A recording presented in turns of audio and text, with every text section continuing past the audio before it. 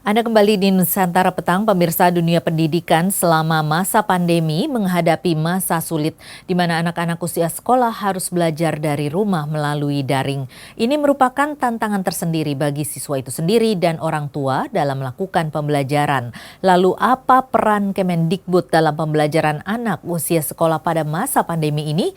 Untuk membahas hal ini, pemirsa, kita langsung saja memasuki segmen Dialog Nusantara Petang.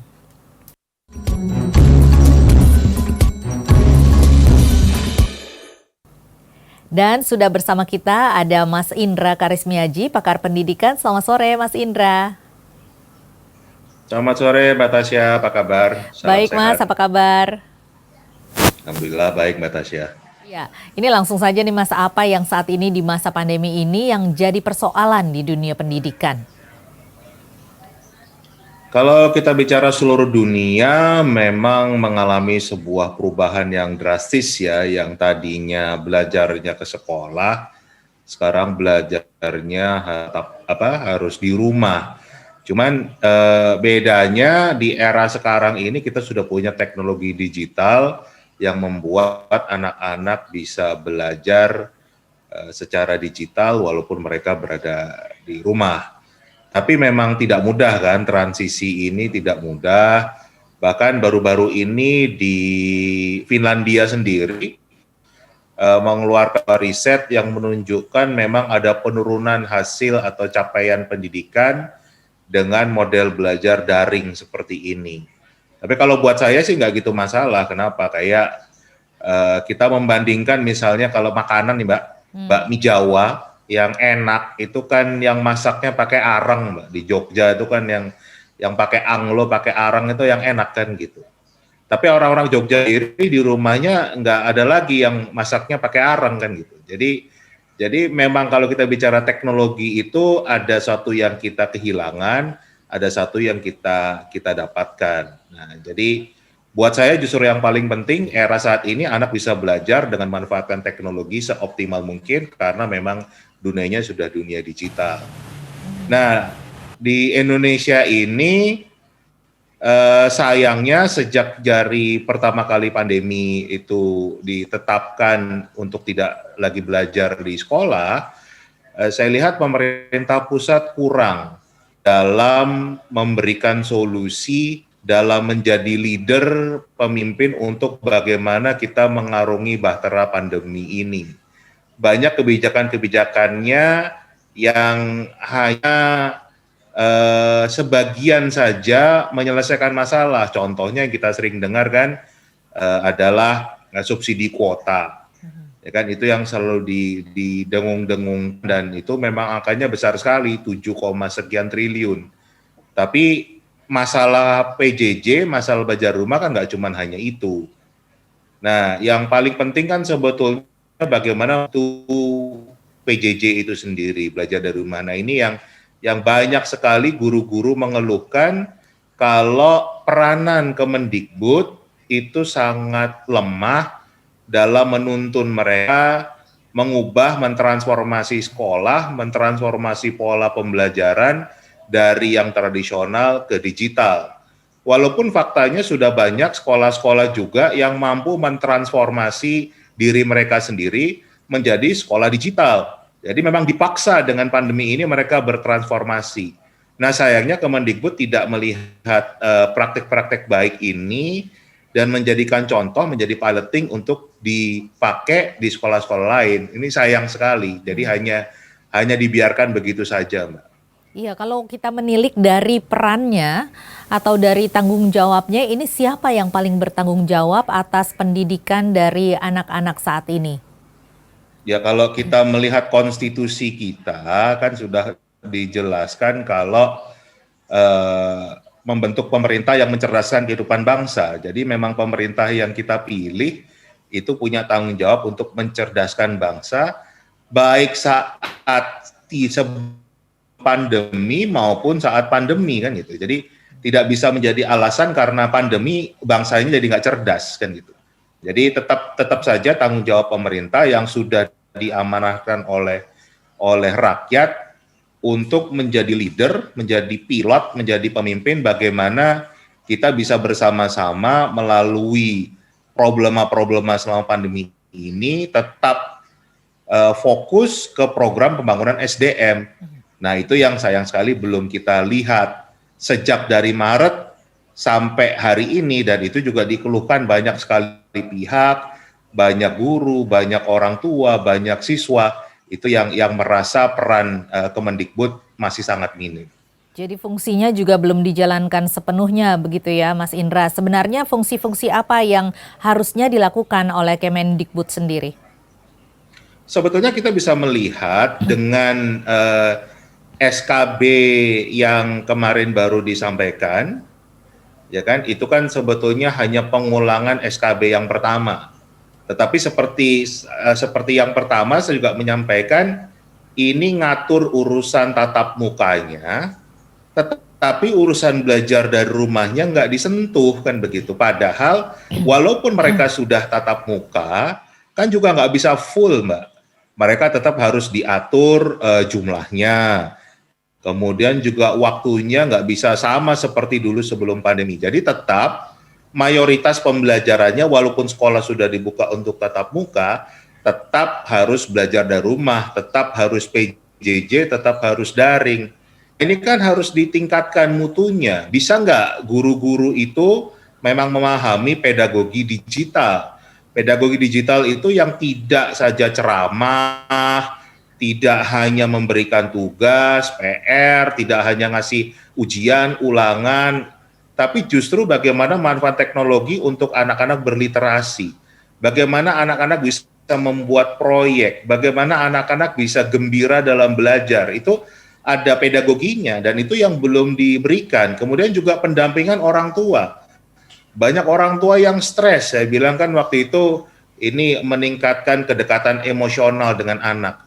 Dekat-dekat anak sekarang cepat emosi, kan begitu. Ini orang tua juga butuh pendampingan loh. Orang tua juga butuh diberikan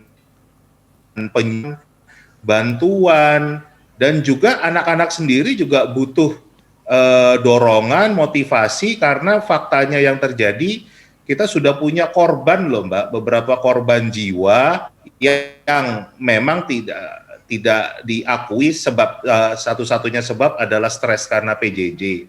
Tapi salah satunya karena belajar dari rumah ini mereka stres, akhirnya mereka bunuh diri. Ini kan sudah memakan korban, tetapi kembali Kemendikbud bahkan tidak bersuara tentang hal ini. Jadi saya mengatakan, wah ini sepertinya Kemendikbud benar-benar menjalankan protokol kesehatan yang ketat ya. Yang pertama, mereka mencuci tangan dari urusan-urusan pendidikan. Seakan-akan hanya melempar saja ke pemerintah daerah atau ke sekolah atau ke orang tua. Padahal kalau kita ngelihat di awal, surat untuk belajar dari rumah itu kan keluarnya dari Mendikbud.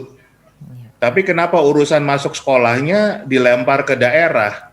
Kalau kita bandingkan dengan aturan pemerintah pusat yang lain, pemerintah daerah bahkan tidak diizinkan untuk melakukan lockdown. Ya kan, semuanya harus menunggu dari pemerintah pusat. Nah, kenapa untuk urusan pendidikan Kemendikbud tidak seperti itu? Jadi kan mencuci tangan ini kesannya. Dan kemudian mereka juga menjaga jarak nih. Menjaga jarak dengan sekolah, menjaga jarak dengan guru, menjaga jarak dengan orang tua, dengan siswa, kan gitu. Yang terakhir mereka kayaknya pakai maskernya masker besi nih kan gitu, sehingga komunikasinya berhenti sama sekali, tidak ada dialog. Harusnya kita kalau melihat itu, kalau alasan Kemendikbud karena daerah itu bermacam-macam, harusnya pengumumannya itu berdasarkan daerah. Artinya kalau mereka yang memimpin, mereka bisa tahu, oke, daerah NTT khususnya Kabupaten Sika misalnya, itu boleh dibuka karena aman di sana. Daerah DKI jangan dulu. Jadi sudah keputusannya per daerah, karena mereka betul-betul mengontrol, mereka mengawasi, mendampingi perkembangan masing-masing daerah, tidak cuci tangan tadi, tidak menjaga jarak. Nah, itu yang saya lihat dan harapan saya segera dibenahi ini. Jangan melakukan protokol kesehatan yang keliru, yang kebablasan menurut saya. Jadi setiap metode pendidikan yang saat ini harusnya diterapkan secara normal baru ini juga harus disesuaikan dengan karakteristik dari setiap daerah masing-masing begitu ya Mas Indra ya? Tentunya Oke. itu pasti ya karakter daerah. Ya contoh saja kan yang tadi saya katakan, daerah yang nggak ada sinyal, ya kan, dikasih subsidi kuota kan nggak ada gunanya, Mbak. Kan berarti kan mereka harus diberikan Ya. bantuan yang lain, mungkin buku, mungkin bantuan komputer atau apalah yang lain gitu, tapi bukan kuota gitu. Ya, ya, Itu baik. daerah yang nggak ada sinyal dan banyak sekali daerah di Indonesia bahkan di Pulau Jawa yang nggak ada sinyalnya kan gitu. Dikasih kuota buat apa? Nggak ada manfaatnya. Itu Ya. salah satu kebijakan yang menurut saya tidak menyentuh ke problem utama dan tadi menjaga jarak gitu. Oke, baik. Mas Indra, kita masih akan melanjutkan perbincangan ini, tetapi kita harus jeda dulu. Pemirsa, tetaplah bersama kami. Dialog Nusantara Petang masih akan kembali usai jeda berikut ini.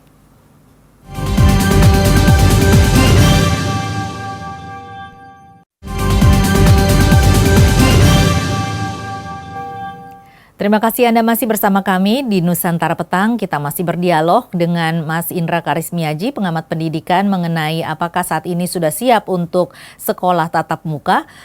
Mas Indra, masih bersama kami? Iya, Yap. Mas Indra, Ya, kalau tadi Anda mengatakan bahwa saat ini juga tingkat stres ini dengan adanya pembelajaran jarak jauh ini sudah memakan korban begitu ya. Sebenarnya mungkin bisa Anda jelaskan atau bisa Anda gambarkan seperti apa sih tingkat stres yang dialami oleh para orang tua dan anak-anak saat ini? gini, jadi kalau mau jujur, sebelum pandemi pun mutu pendidikan Indonesia itu salah satu yang terburuk di dunia, Mbak. Jadi rendah sekali memang mutu pendidikan kita. Dan pola mengajar yang dilakukan oleh para pendidik kita dengan cara daring ini sebetulnya sama dengan yang mereka lakukan di kelas. Jadi ya memang di kelas itu mereka juga isinya ceramah dari pagi sampai sore, cuma nyuruh anak baca buku cetak, buku teks, kemudian kasih PR, kasih tugas, kasih ulangan, kasih ujian, udah itu aja kerjaannya. Jadi sebetulnya kalau kita bicara stres, sebetulnya anak-anak kita itu di kelas pun sudah stres, Hmm. ya kan? Sudah bosen, sudah enggak menikmati pembelajaran sama sekali dengan pola yang jadul ini, dengan pola yang tradisional Itu ini. pun padahal Cuman mereka kan nggak sudah keluar kelihatan rumah kan ya. gitu, nggak kelihatan Ya. karena berada di sekolah. Hmm. Ditambah lagi mereka masih ketemu teman-temannya, Iya. jadi ketutupan lah dengan mereka bisa bermain dengan teman-temannya. Mhm. Nah kalau sekarang ini kan mereka sendirian kan gitu di rumah kan gitu. Apalagi banyak orang tua yang masih menuntut urusan nilai kan gitu. Angka nilai ini. Jadi mereka tambah stres, tugas begitu banyaknya ya kan mereka mereka nggak bisa ketemu teman-temannya, ya udah. Sampai akhirnya ada yang nekat untuk menghilangkan nyawanya sendiri. Itu yang sangat kita sayangkan. Dan kembali harusnya Kemendikbud tidak pakai masker nih kan gitu, Iya, kalau begitu. memberikan statementnya, Mhm. memberikan menunjukkan kepeduliannya kalau ini adalah tanggung jawab mereka. Kalau gitu untuk metode belajar seperti itu ya yang membutuhkan kreatif lebih, ini apa yang harus dilakukan Kemendikbud untuk memandu mungkin guru-guru agar bisa membuat metode pembelajaran secara kreatif yang bisa membuat anak lebih merasa bahwa pembelajaran jarak jauh ini lebih menyenangkan? Yang pertama dengan adanya teknologi digital kan guru itu nggak perlu lagi ceramah, ya kan? Guru nggak usah lagi pakai buku cetak kan gitu. Karena kalau dulu itu harus ceramah, zaman saya harus ceramah, karena kalau nggak ceramah, gimana anak bisa tahu? Tapi sekarang mau cari apa saja di internet ada, ya kan? Dan buat apa lagi buku cetak? Karena buku cetak dulu itu didesain sebetulnya untuk anak belajar di rumah saat nggak ada gurunya kan gitu. Tapi kan juga banyak guru yang salah, buku cetak dipakai di dalam kelas kan gitu. Itu aja kan desainnya sudah keliru. Nah, itu jadi harus paham dulu pendidik kita kalau sekarang itu nggak perlu lagi ceramah. bukan yang menghilangkan ceramah ya, tetapi tidak harus selalu ceramah, nggak harus pakai buku cetak. Yang kedua adalah pedagogi digital itu mengenal pembelajaran yang asinkronus atau bahasa Indonesianya asinkronis, yang artinya nggak usah pakai jadwal, kayak jadwal pelajaran Mbak, misalnya jam 8 harus mulai semua ngumpul di ruang Zoom, ya kan? Belajarnya sama, waktunya sama, dengerinnya sama. Ini nggak lagi karena sekarang kalau di dunia media itu kan mengenal dengan istilah on demand. Jadi kayak dialog kita ini, ya kan, nggak harus dinikmatinya pada saat sekarang. Nanti jam 10 malam orang mau melihat dialog kita bisa, karena dialog kita sudah tersimpan di servernya Nusantara TV kan begitu, yang juga mungkin diupload ke YouTube atau bagaimana. Nah, belajar juga begitu, jadi nggak harus saklek pakai jadwalnya sinkronis, tapi bisa asinkronus. Nah, ini yang belum dipahami oleh para guru. Dan yang terakhir, arah sekarang itu bukan lagi soal, tapi project, karya, inovasi. Jadi anak itu harus didorong untuk membuat sebanyak mungkin karya. Jadi bukannya dijudge dengan informasi, kemudian dites, justru nanti evaluasinya berdasarkan portofolio, berapa banyak karya yang mereka bisa buat, bahkan dari mereka TK sampai mereka lulus kuliah. Tapi dalam dunia kerja, dalam dunia profesional mereka nanti. Terkait dengan on demand tadi ya Mas Indra ya, kalau seperti perbincangan ini ataupun juga dengan video-video lain, itu kan target segmennya adalah usia yang lebih dewasa. Kalau saat ini adalah usia anak-anak. Nah, bagaimana mengaturnya agar mereka bisa tetap mendapatkan pendidikan yang cukup, sementara bisa mengatur waktu mereka sendiri. Kan mereka belum memiliki sikap, belum memiliki mentalitas untuk bisa memiliki kesadaran sendiri. Oh, jangan kaget, anak sekarang itu kalau memang kita berikan kesempatan mereka untuk bisa mengembangkan diri, belajar mandiri, bisa loh. Dan saya punya buktinya, anak-anak TK ini bisa belajar secara asinkronis, ya kan? Karena sekarang punya teknologi yang namanya learning management system, yang begitu mudahnya. Anak-anak TK tuh sekarang sudah bisa menggunakan YouTube loh, Mbak. Oh ya. Untuk urusan hiburan kan gitu. Iya, betul. Kan sebetulnya tinggal menggunakan teknologi yang mirip, tapi untuk urusan pembelajaran kan gitu. Jadi teknologinya sama sebetulnya. YouTube itu kan on demand, YouTube itu kan asinkronus kan gitu. Jadi bisa menggunakan model yang seperti YouTube. Sekarang itu disebutnya adalah MOOC, Massive Open Online Course kan gitu. Itu bisa dimanfaatkan. Nah, kita kan belum kan gitu. Itu yang dan masih modelnya setiap guru tuh berusaha membuat bahan ajar masing-masing kayak zaman dulu lah. Kita ngajar di kelas, tiap guru harus bikin bahan ajar masing-masing. Sekarang nggak perlu bikin bahan ajar lagi gitu. Nggak perlu bahkan tiap guru bikin video lah, bikin ini, aduh nggak perlu lagi karena kita bisa mencari di mana saja informasi itu dan itu yang disebutnya on demand. Nah ini kan butuh pelatihan, Mbak, kan gitu. Betul. Jadi dan juga butuh penyesuaian. Guru-guru ini kan belum terbiasa, makanya mesti disiapkan. Nah ini tugasnya Kemendikbud, tapi sayangnya belum dilakukan dengan baik. Iya, dan juga butuh penyesuaian. Jadi tidak serta-merta harus diberlakukan metode seperti itu ya Mas Indra. Karena kalau terlalu jumping juga pastinya akan kaget ke depannya dan berdampak negatif pula kan. Pengalaman saya butuh minimal 66 hari Mbak untuk proses transformasi itu. Oke. Jadi gurunya harus disiapkan minimal 66 hari, jadi 2 bulan lebih sedikit ya, 2 bulan lebih 1 minggu kurang lebih. Nah itu guru akan bisa berubah. Tentunya guru-guru yang lebih berani ngambil risiko ya kan gitu. Jadi tentunya nggak semua guru, tapi guru-guru yang berani ngambil risiko itu perlu disiapkan cukup 66 hari untuk mereka bisa mengubah ini. Kalau anak lebih cepat. Ya, Mas Indra, ini di sejumlah sekolah saat ini juga sudah mulai akan melakukan sekolah tatap muka dengan alasan bahwa anak-anak tidak bisa mendapatkan pendidikan secara efektif karena saat ini kalau di rumah alasannya adalah mereka tidak punya sikap mental yang harus yang berkewajiban untuk belajar. Sementara kalau sekolah tatap muka kan ada lebih punya sikap mental yang mandatori bahwa mereka harus belajar. Anda setuju dengan sikap ini? Tidak, karena tadi saya sudah buktikan banyak sekolah yang justru dengan model PJJ ini karakternya lebih terbangun. Kenapa? Karena mereka didorong untuk bisa mandiri, tadi mereka bisa berkolaborasi. Ini ada yang menarik, Mbak. Ada satu sekolah yang ini kita bicara anak kelas 10, jadi mereka memang belum pernah ketemu sama teman-temannya, belum pernah ketemu sama guru-gurunya. Anak yang satu berada di Papua, anak yang satu berada di Flores, yang satu berada di Kalimantan Barat, yang satunya di Malang, sekolahnya di Malang nih. Ternyata mereka bisa berkolaborasi, bisa membuat karya yang luar biasa bagus, tanpa mereka tatap muka, tanpa mereka bahkan kenal pun belum, tapi mereka bisa belajar bareng, bisa membuat karya yang luar biasa hebatnya. Ini yang harus kita dorong untuk anak-anak sekarang bisa melakukan hal-hal seperti ini. Jadi sudah banyak praktek-praktek baik yang terjadi, ini kan tinggal kita amati, tinggal kita tiru, tinggal kita modifikasi.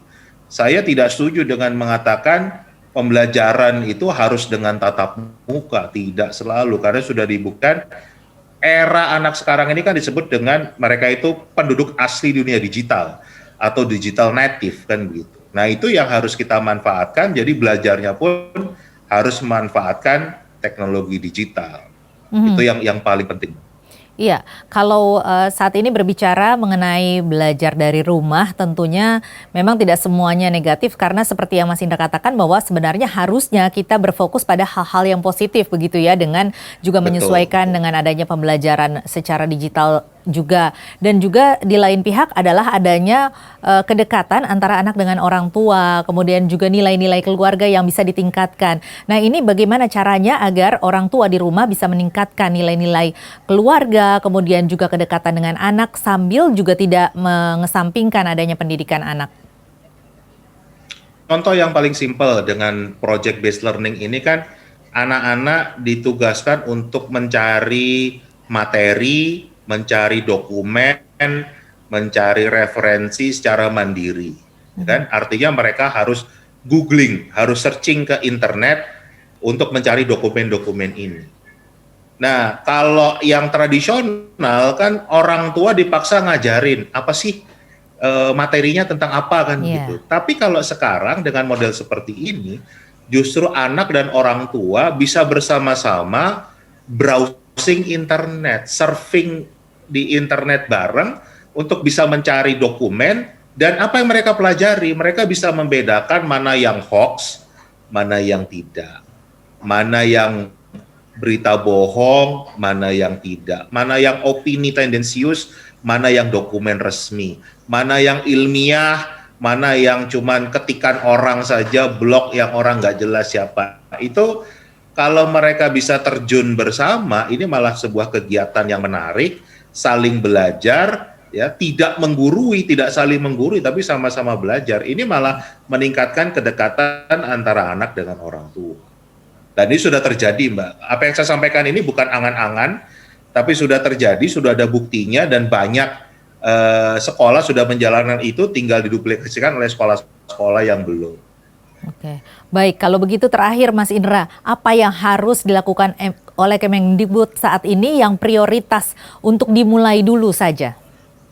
Yang pertama, saya berharap memang Kemendikbud kembali berani mengambil posisi sebagai leader, sebagai pilot urusan pendidikan ini. Jangan cuci tangan lah kan gitu. Apapun ceritanya, ini kan sebetulnya kelihatannya minggu lalu itu Bank Dunia itu baru saja mengeluarkan kajiannya yang memprediksi angka PISA kita itu bahkan jauh lebih turun dibanding zaman era Orde Baru. Dan kayaknya ketakutan nih Kemendikbud kan gitu. Jadi langsung melepaskan ini ke pemerintah daerah. Tapi menurut saya memang sudah tugasnya kok untuk menjadi pilot urusan pendidikan. Ambillah posisi sebagai leader. Leader itu yang bertanggung jawab dari awal sampai akhir. Pelaksananya boleh pemerintah daerah, pelaksananya boleh sekolah, tapi leadernya yang mengatur arah, yang mengatur tujuan itu sampai kemana harus dipegang oleh Kemendikbud. Jadi peganglah kendali, bawalah kami-kami ini, yang insan pendidikan ini ke tempat yang memang sudah kita ingin capai bersama, yaitu bangsa yang cerdas. Itu harapan saya terhadap Kemendikbud. Baik, Mas Indra, terima kasih banyak atas penjelasan dan juga waktunya di Dialog Nusantara Petang kali ini.